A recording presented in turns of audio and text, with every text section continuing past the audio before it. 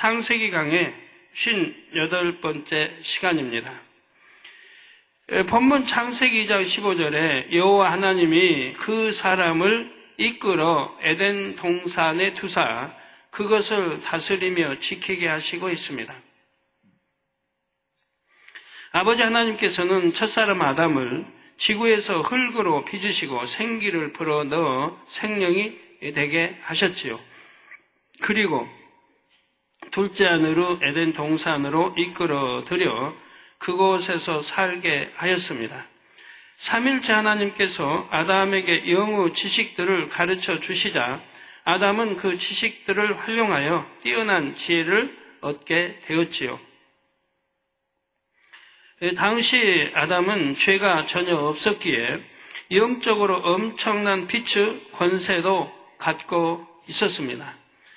아담은 영적인 권세와 지혜로서 둘째 하늘의 에덴 동산은 물론 첫째 하늘까지 정복하고 다스렸습니다.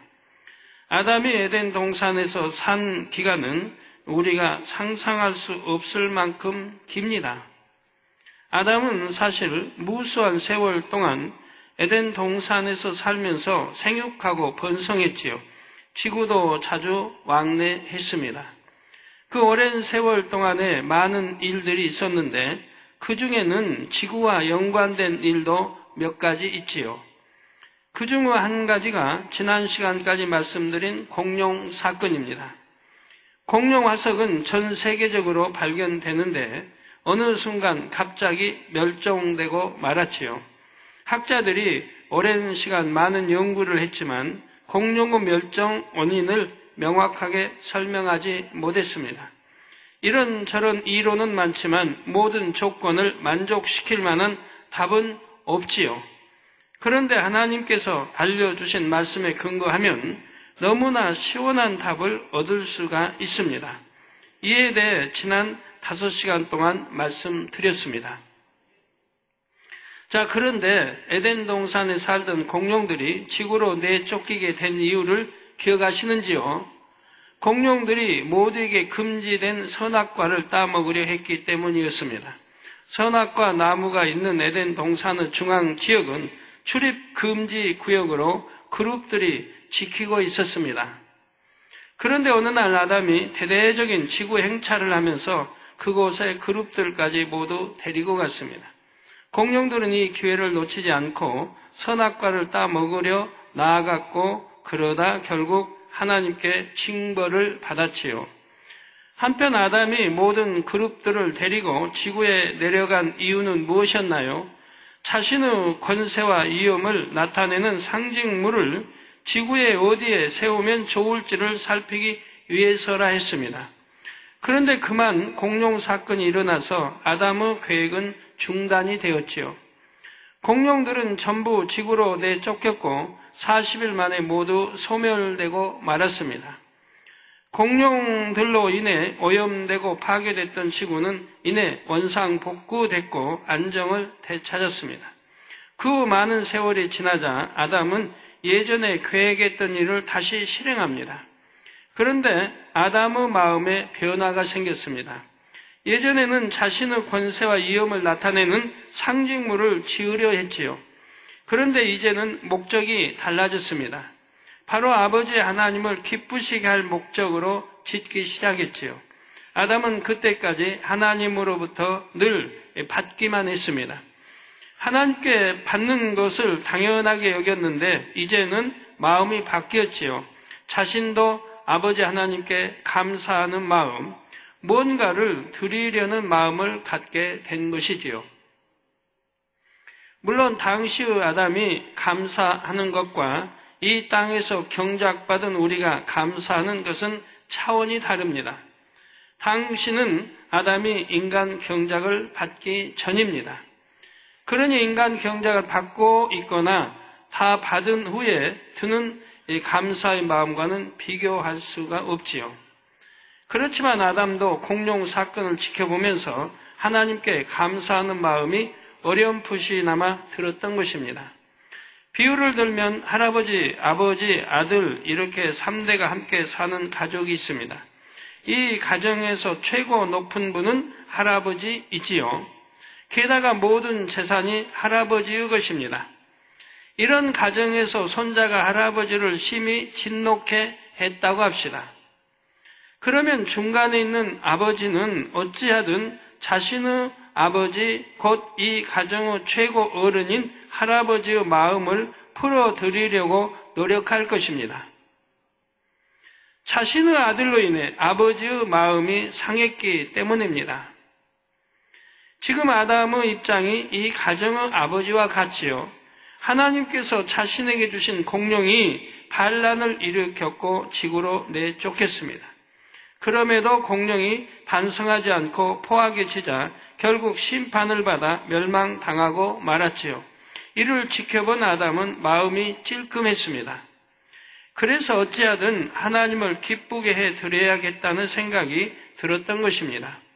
자신의 권세와 위엄을 드러내려는 마음이 쏙 들어가고 하나님이 보시기에 합당하게 만들어야겠다는 마음이 생겼지요.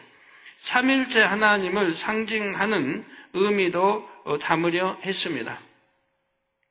이렇게 하여 아담이 만든 건조물이 지금도 지구에 남아 있습니다. 그것은 과연 어디에 있는 무엇일까요? 에덴 동산에 살던 아담이 지구에서 가장 즐겨 찾던 이집트 나일강 주변에 있는 피라미드입니다. 현재까지 발견된 나일강 근처의 피라미드는 80기가 넘습니다. 그 모든 것을 아담이 지은 것은 아니지요. 그 중에서 기자 지역에 있는 3개의 피라미드만 아담이 지었습니다. 나머지는 후세 사람들이 그것을 보고 따라서 지었지요. 피라미드는 이집트뿐만 아니라 아시아와 아메리카에서도 다수 발견됐습니다. 중국의 장안 지역이나 중미의 멕시코 등이 대표적이지요. 이렇게 지역적으로 멀리 떨어진 곳에서 동일한 양식의 피라미드가 발견됐다는 것은 인류 문명의 출발점이 하나임을 증명합니다. 이에 대해서는 앞으로 더 자세히 설명드릴 때가 올 것입니다. 이제부터 제가 말씀드리는 피라미드는 이집트 기자 지역에 있는 3개의 피라미드를 가리킴을 기억해 주시기를 바랍니다. 지금 화면에 나오고 있는데요. 그 3개의 피라미드만을 아담이 지었음을 기억하시기 바랍니다. 오늘 처음 이 말씀을 듣는 분들은 매우 의아하게 생각할 수도 있습니다. 이집트 피라미드들이 고대 이집트 왕들의 무덤이라고 알려져 있기 때문이지요. 물론 이집트에 있는 피라미드 중에서 왕의 무덤으로 만들어진 것도 있지요. 그런데 기자 지역에 있는 대피라미드와 이후단 2개의 피라미드에서는 무덤으로 보이는 어떤 흔적도 찾지 못했습니다. 대피라미드 안에서는 석간과 같은 것이 하나 발견되기는 했지만 그 속에는 아무것도 없었지요. 세상 사람들도 이 피라미드를 세계 7대 불가사의 중에 하나로 꼽습니다. 세계 7대 불가사의 중에 하나로 꼽습니다. 또 하나 이제 불가사의도 있죠. 페루에.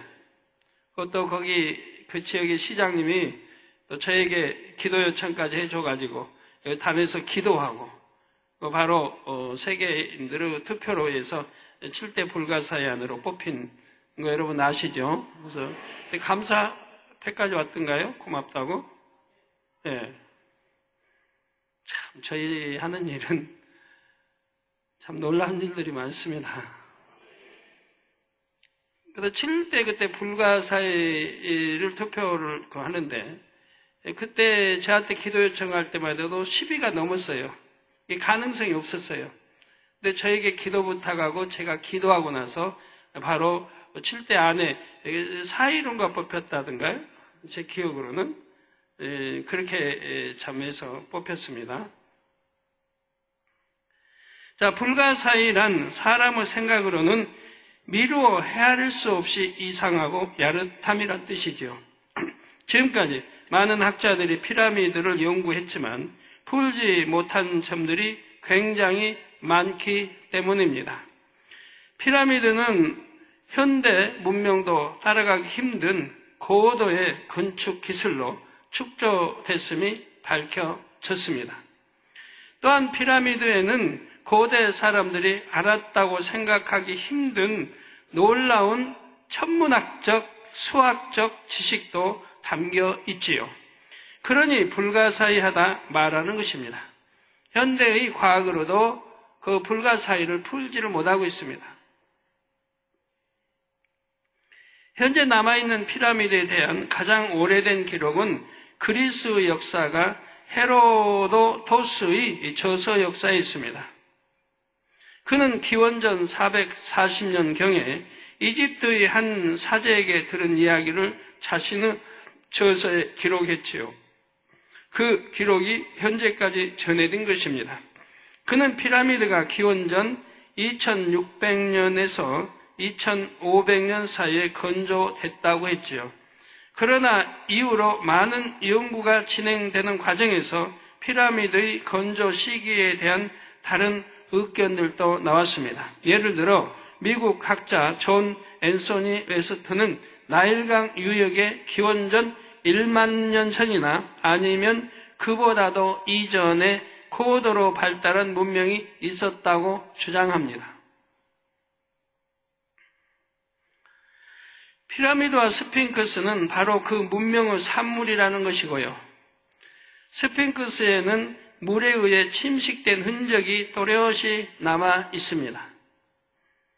그런 흔적을 남길 정도의 비가 내린 시기는 기원전 1만 1천년에서 기원전 1만 년경이라고 합니다.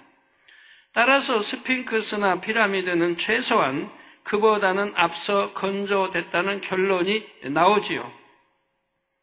예, 스핑크스 나옵니다. 이 주장은 증거가 비교적 분명하기에 많은 지질학자들의 지지를 받고 있다고 합니다. 또 한 가지 피라미드가 이집트인들에 의해 축조된 것이 아니라는 근거가 있습니다. 이집트에서 발굴된 분묘나 건물들을 보면 이집트인들은 사소한 일상도 벽화나 문자로 남기는 습관이 있음을 알 수가 있습니다. 만일 이것이 진정 이집트 왕의 분묘라면 그 왕에 대해 그가 행한 일에 대해 그림이나 문자를 남겼을 것입니다. 그런데 이 피라미드에는 아무런 설명도 그림도 없습니다. 저도 89년도에 들어가 봤습니다.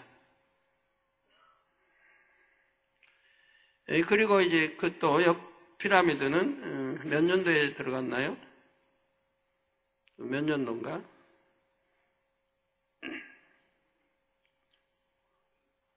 (95년도에) 갔어요 그때?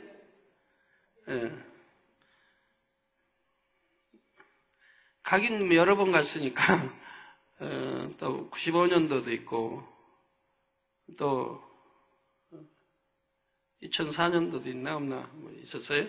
여러 번 갔었는데 그때마다 또 다른 걸 이렇게 들어가 보고 오니까 네.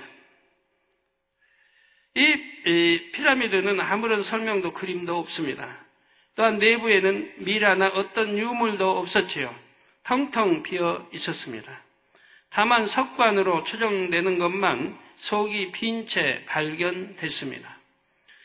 토굴꾼들이 피라미드 안에 있는 내용물들을 훔쳐갔다는 주장도 있으나 지금까지의 정황으로는 아예 처음부터 없었다는 의견이 지배적입니다.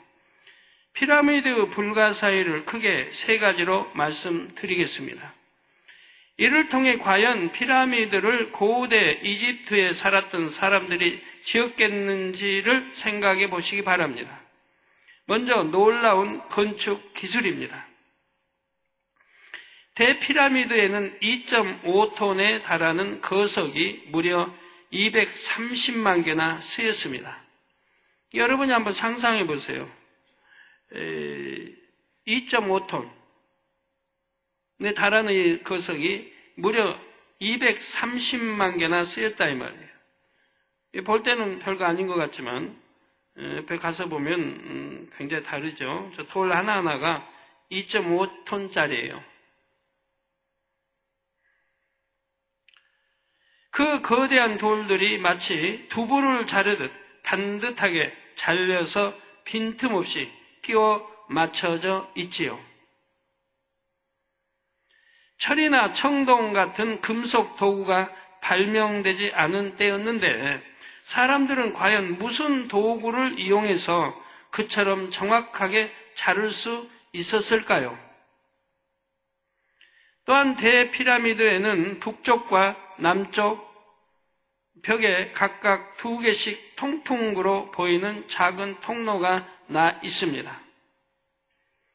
이것은 거석을 피라미드 형태로 다 쌓은 후 드릴로 구멍을 낸 것이 아니라 거석을 쌓아 올리면서 만든 것입니다. 매우 뛰어난 기술이 필요한 일이지요. 또 왕의 방이라 불리는 곳에는 석관과 같은 것이 하나 있는데 그 크기가 그 방으로 통하는 입구보다 커서 돌을 쌓기 전에 놓은 것으로 보이지요. 누군가가 모든 것을 철저히 설계한 다음에 건조했음을 알 수가 있습니다. 대피라미드의 높이는 147m입니다. 어떻게 이 높이까지 그 무거운 돌들을 끌어올려서 정확하게 쌓았을까요?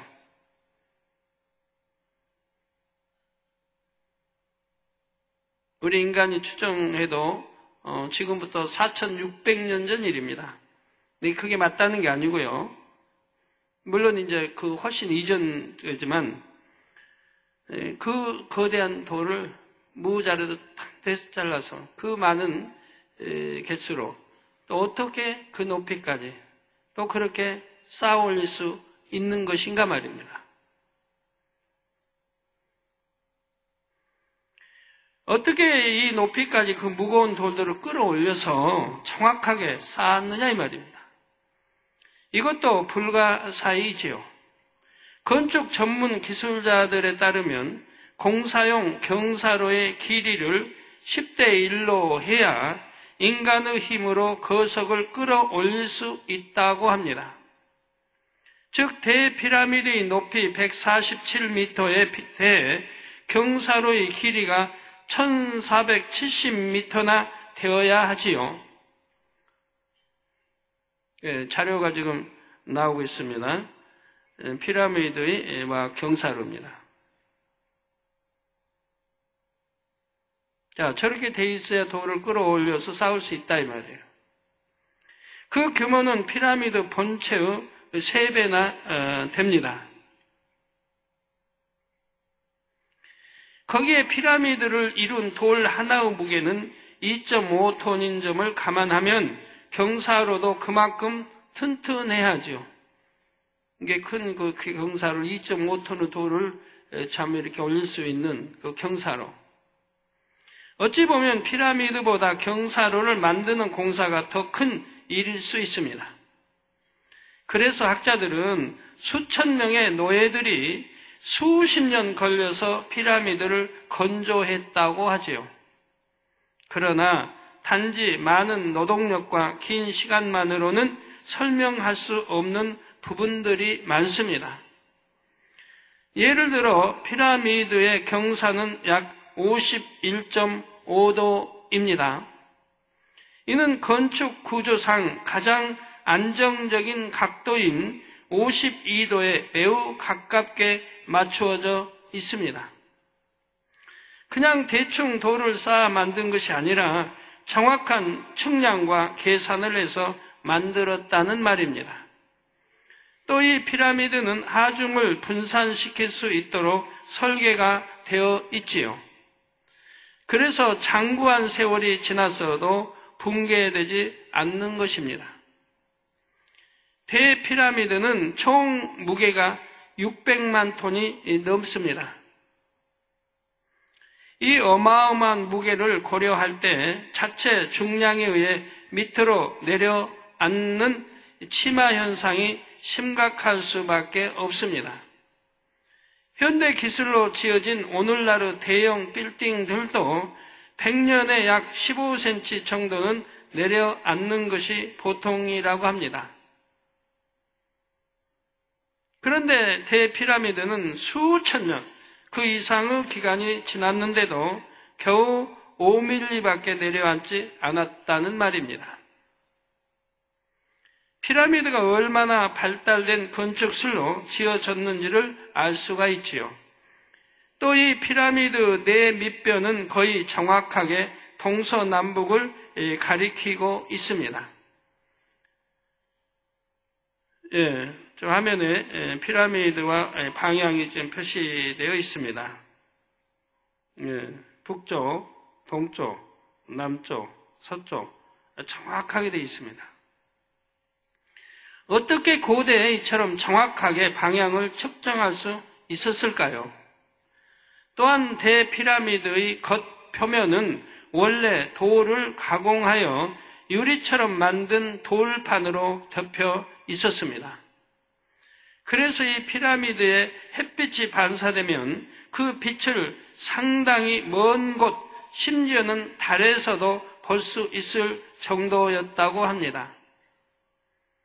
고대에 그처럼 뛰어난 가공 기술이 있었다는 것도 불가사의이지요. 지금까지 말씀드린 이 모든 사실들은 피라미드가 고도로 발달한 건축 기술로 지어졌음을 말해 줍니다. 그런데 한 가지 재미있는 사실은 대피라미드보다 후에 지어진 피라미드들이 규모나 기술 면에서 훨씬 뒤떨어진다는 점입니다. 오히려 더 뛰어나야 되는데 훨씬 뒤떨어진다 이 말입니다. 그리고 비교도 안 되고요.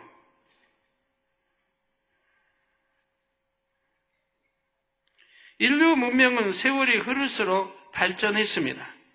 그런데 피라미드 건조 기술은 먼저 만든 것이 후에 만든 것보다 낫지요. 다음은 피라미드에 담긴 수학 지식에 대해 말씀드리겠습니다. 플래너건이라는 미국의 학자는 다음과 같이 말했습니다. 대피라미드에는 400년 전까지는 알지도 못했던 수학 공식들이 구현되어 있습니다. 나는 피라미드를 수학적으로 철저히 해부해 보았습니다. 피라미드는 마치 암호화된 구조물 같았습니다. 분석하면 할수록 이제껏 몰랐던 여러 가지를 배울 수 있었습니다. 대피라미드는 완전한 현대 수학을 구현하고 있습니다. 인간이 주장한 4,600년 전 그때 지었다고 해도 현대 수학 그대로 적용이 되어 있다 이 말이에요. 수학, 기하 모든 것들이 측량 모든 것들이 말이에요. 그 측량과 수학의 놀라움을 우리는 이제서야 이해하기 시작했습니다. 이는 피라미드가 얼마나 뛰어난 수학적 지식을 토대로 만들어졌는지를 나타내는 말이지요. 또 대피라미드는 정사각뿔 모양입니다. 먼저 네 밑변의 길이를 살펴보면 동쪽 면은 230.39m, 서쪽 면은 230.35m, 남쪽 면은 230.45m, 북쪽 면 230.25m입니다. 최장과 최단의 길이 차는 20cm에 불과합니다. 이는 네 밑변 평균 길이의 0.09%에 해당하지요. 밑변이 거의 완벽한 정사각형을 이룹니다. 피라미드가 지어진 지대는 평평한 곳이 아닙니다. 중심 언덕의 높이가 9m에 이를 정도로 경사진 곳에 세워졌지요. 대피라미드의 높이와 밑변의 길이 사이에는 일정한 비율이 있습니다. 대피라미드 높이는 146.73m이고 네 밑변의 합은 921.44m이지요.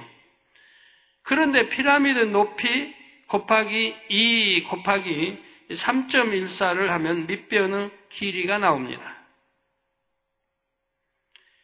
이 파이 R, 이는 원의 반지름을 이용해 원의 둘레를 구하는 공식입니다. 이 공식의 반지름에 피라미드 높이를 대입하면 피라미드 밑변의 길이의 근사치 값이 나옵니다.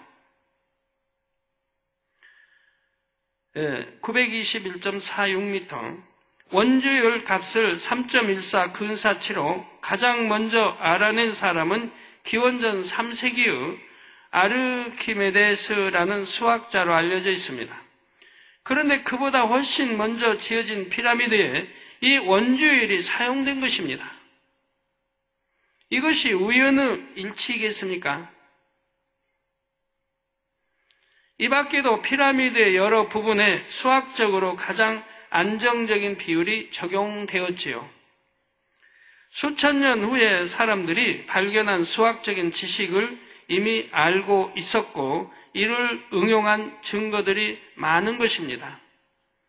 그러므로 피라미드를 만든 사람들이 지식적으로 얼마나 뛰어난 수준에 있었는지를 알 수가 있습니다. 성도 여러분, 마지막으로 피라미드에 담긴 천문학적인 지식을 말씀드리겠습니다. 과학자들이 피라미드를 연구하면서 또 하나의 놀라운 사실을 발견했지요. 새 피라미드가 오리온 별자리 중 3개의 별과 일치하는 점이 있습니다. 자료화면 오리온 별자리와 새 피라미드. 먼저 피라미드를 보시면 유달리 세 번째 피라미드가 다른 두 개에 비해 크기가 작지요.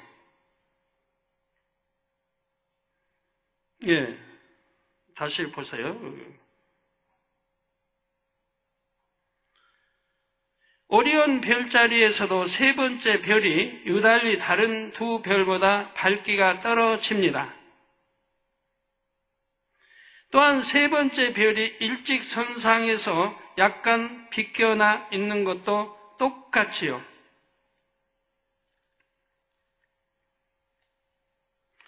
여러분, 오리온 저 별자리는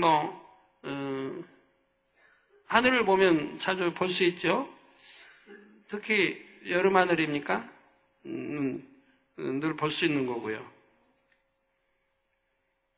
어떤 천문학자는 피라미드를 만든 시기가 혹시 이 별들이 피라미드 바로 위에 떠있던 때가 아닐까 생각했다고 합니다. 이를 가정해 계산한 결과 피라미드가 만들어진 시기는 기원전 약 1만 450년이었지요. 그 시기의 하늘의 은하수는 피라미드 옆으로 흐르는 나일강의 위치와도 거의 중첩되어 펼쳐져 있었습니다. 앞서 어떤 학자가 스핑크스 침식 현상을 근거로 피라미드 건조 시기를 최소 기원전 1만 년 전이라고 주장했는데 여기서도 비슷하게 나왔지요. 이는 피라미드 건조 연대가 기원전 2500년경이 아니라 그보다 훨씬 전, 못해도 기원전 1만 년 전에 지어졌다는 주장을 뒷받침합니다. 지금까지 피라미드 불가사의를 크게 세 가지 측면에서 살펴보았습니다.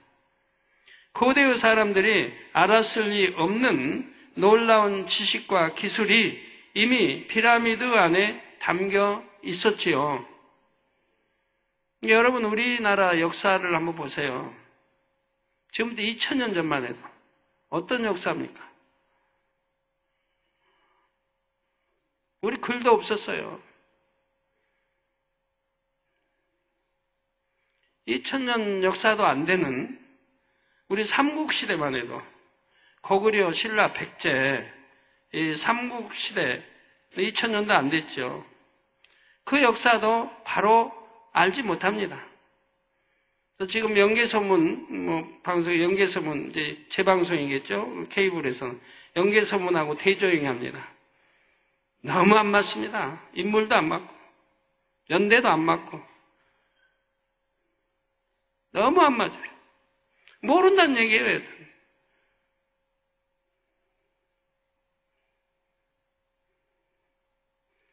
저는 이제 역사에 관심이 많아서 유심히 보죠. 연대가 안 맞아요. 예를 들어 대조영 하면은 대조영에서는 대조영이 유명하지 않아요. 태어나서부터 연개소문 집에서 자랐고 또 안시성 성주 누구죠? 양만춘 거의 비화에 자랐고 유명한 인물이에요. 근데 연개소문에서는 대조영 등장도 안 해요.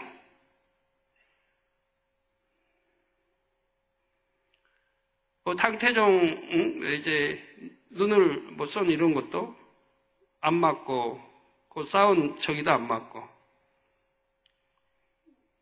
거기는 연개소문이 양만춘 여기 와서 지원해서 이렇게 한글로 돼 있는데 대조영에서는 연개소문 평양이가 있었어요. 와보지도 않았어요. 당나라 싸울 때.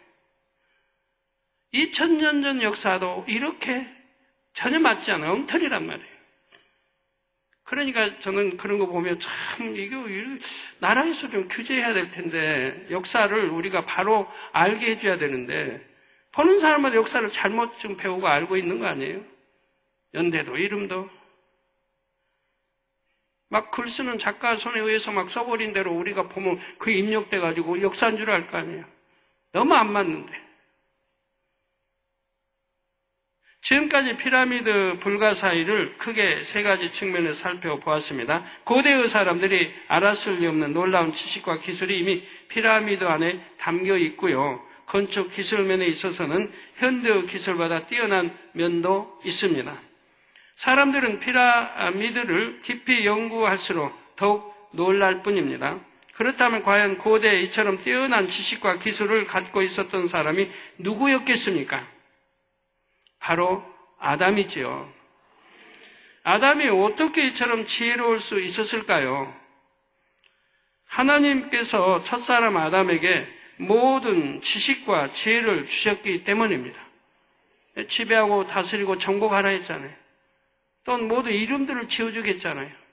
얼마나 그 많은 종류의 이름들을 지어주려고 하면 얼마나 머리가 뛰어나야 되겠어요. 수백 종류, 수천 종류도 아니고.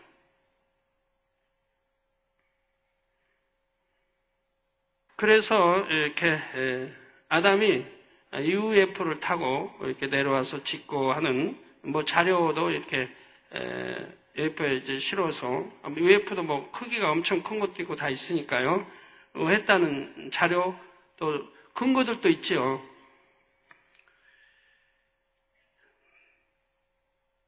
영국 정부가 지난 3월 3일 그동안 비공개로 보관했던 UFO 목격 보고 및 관련 정부 문서 35건을 기밀 해제하고 공개했습니다.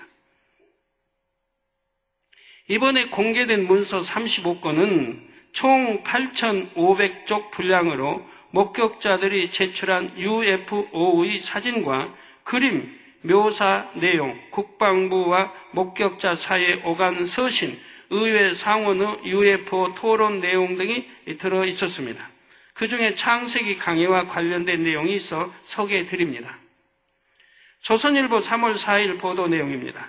1998년 접수된 농부의 UFO 그림은 상상이라고 보기엔 지나치게 상세하다. 영국 옥스포드셔의 한 옥수수 밭에서 발견됐다는 높이 12m의 공 모양 비행체는 땅 위에 살짝 떠서 밭에 둥근 문양을 남겼다. 외부에는 반짝이는 전등과 고대 로마에서 생명의 상징으로 쓰인 앙크라는 심벌이 새겨져 있었다. 저 원안에 있는 거 앙크져 있죠, 심벌. 영국은 지금 이런 뭐 보리바지 이런 데든 이런 문양들 거대한 것들이 생겨나요. 오래전부터 있는 일들이에요. 그러니까 이제 제2하늘의 에덴은 상상하지 못하기 때문에 도대체 이게 어떻게 된 것인가? 아직도 풀지 못하는 수수께끼예요. 그러니까 뭐 그림이 뭐 이렇게 그려졌다면 너무 거대해서 눈으로 보기에는 확인이 안 될 줄. 비행기에서 보면 전체가 내려다 보이는데. 그렇게 해서 그리고 하려고 하면, 굉장히 사람이 많이 동원돼서 실도 많이 해야 될 그런 일들인데, 감쪽같이 그런 것들이 생겨져 있는 거예요. 여기서 앙크는 이집트의 고분 벽화나 다른 미술 작품에서 종종 신들의 손끝에 지어진 모습으로 자주 등장합니다. 영원한 생명으로 번역되는 이집트 상형 문자입니다. 여기 옆에 그 이집트 상형 문자 원에 보이죠? 그 앙크와 지금 UFO 안에 그려져 있는 앙크와 똑같다는 얘기예요. 이 앙크는 이집트의 고분 벽화나 다른 미술 작품에서 종종 신들의 손끝에 지어진 모습으로 자주 등장하고 영원한 생명으로 번역하는 이집트 상형 문자이다. 그래서 영원한 생명. 아담은 영원한 생명, 영생을 알았기 때문에 아마 그러한 것을 또 이렇게 하여튼 남겼을 수도 있겠고요. 피라미드는 에덴 동산에 살던 아담과 그의 후손들이 UFO를 타고 내려와서 이집트 나일강 유역에 세운 건조물입니다. 그리고 나일강을 중심으로 고대 이집트 문명이 발달했습니다. 고대 이집트 유물들에 많이 새겨져 있는 앙크 문양이 현대 목격된 UFO에도 새겨 있었다는 점은 결코 우연이 아닙니다. 하나님은 뭔가 우리에게 항상 암시해 주시려고 그래요, 인간들에게. 창조주 하나님 계시고, 이런 참 에덴 이런 거 다른 하늘도 있고 늘 암시해 주시려고 해요. 성경에는 기록해 놨지만 믿지 않으려고 하니까. 그래도 서울신문에 신혼부부가 피라미드 상공서 UFO 포착 그인데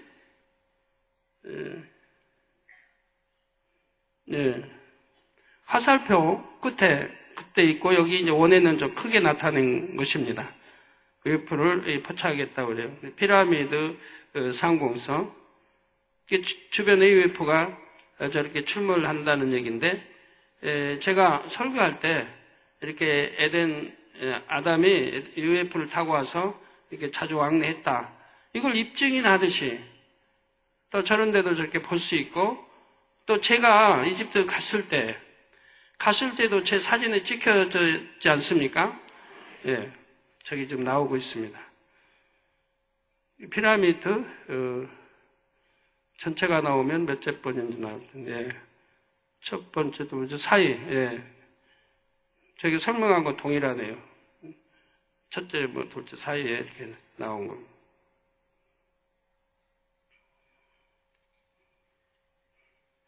이런 거 하나하나가 다 우연히 치겠습니까? 하나님 뭔가 우리에게 사실이라고 하는 것을 알려주시려고 하시는 거죠.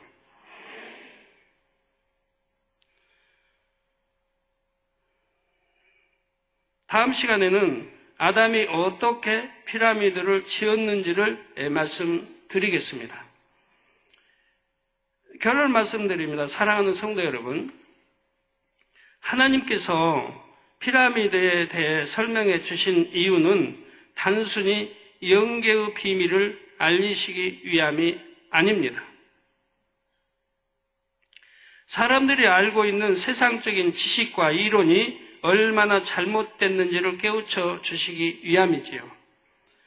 이사야 55장 8절에서 9절에 여호와의 말씀에 내 생각은 너희 생각과 다르며, 즉 하나님의 생각은 우리 생각과 다르며 내 길은 너희 길과 달라서 하늘이 땅보다 높음같이 내 길은 너희 길보다 높으며 내 생각은 너희 생각보다 높으니라 하셨습니다.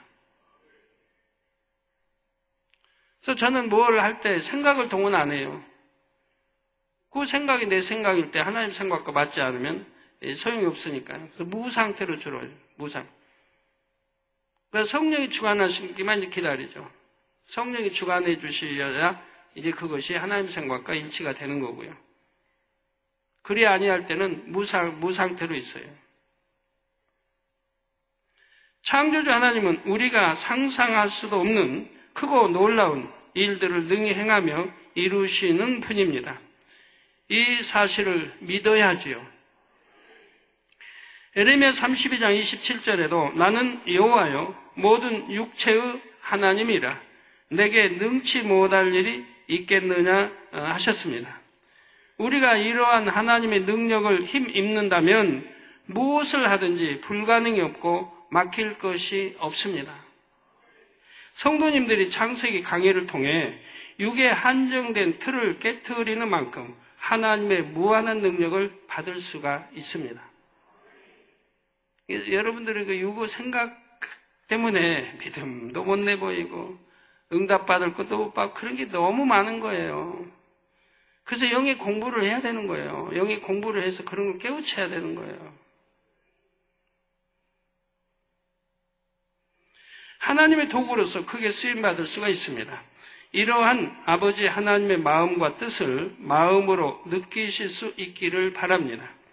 그래서 만민을 향한 아버지 하나님의 섭리를 함께 이뤄가는 모든 성도님들이 되시기를 주님의 이름으로 축원합니다. 다음 시간에는 이 피라미드가 왜 3개를 지었는지, 왜 3개를 짓고 또 원래는 빛이 반짝거리는 다 돌로 이렇게 겉을 다 싼 거예요. 지금은 사람들이 다 뜯어가 버렸어요. 그 돌이 너무 좋으니까 벗겨가 버린 거예요. 원래는 반짝반짝 빛나는 돌로 하늘에서도 에덴도 볼 수 있도록 이렇게. 왜 3개를 지었는지 그 의미가 다 있습니다.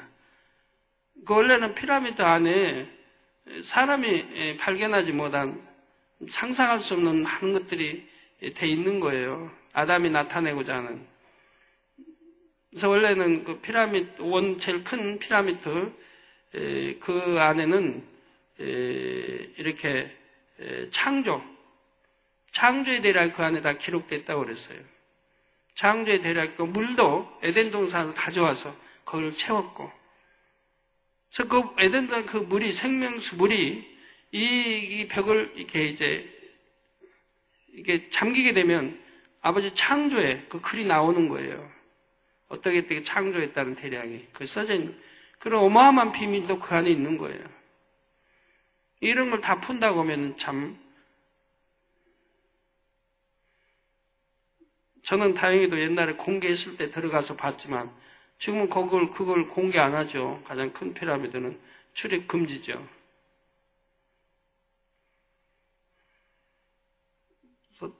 다음 주에는 그런 거에 대한 또 설명들이 나갈 것입니다. 앞으로 제가 이렇게 설교한 것들은 참 지식으로 믿기 어렵고 여러분 믿음으로 받기 때문에 다 믿을 수 있는 거고 저는 수많은 증거를 제시해왔기 때문에 믿을 수 있는 거지만 저는 앞으로도 어떤 지식인이든 어떤 거든 반론하지 못하도록 아버지로 받아내려서 다 이렇게 정립하려고 합니다. 또 여러분들에게 어느 것은 직접 보여드릴 것이고 또 눈으로 보고 체험한 바 되도록 이렇게 해나갈 것이고요. 영의 공간 제가 설명하고 영의 공간이 있음을 잠자를 통해서 보여드렸듯이 이렇게 얼마든지 할 수 있는 거예요.